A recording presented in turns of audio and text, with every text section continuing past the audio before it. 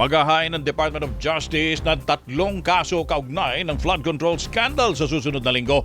Balita mula sa Quezon City, hatid ni Radyo Patrol, Nico Bagsik. Nico! Tony, ayon kay Prosecutor General Richard Padulyon, inaasahan niyang matatapos na ang kaso sa lalong madaling panahon at matatanggap na ng kanyang opisina. Bagamat hindi na dinetalye ng State Prosecutor ang mga kaso, sinabi niyang asahan pa ang mas maraming kasong isasampa nila laban sa mga opisyal ng DPWH Bulacan 1st District dahil sa pagkakasangkot sa iba't ibang maanomalyang flood control project.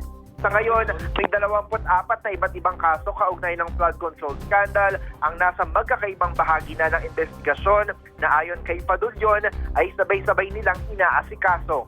Yan ang balitang kumpirmado, sigurado. Ito ang Radyo Patrol.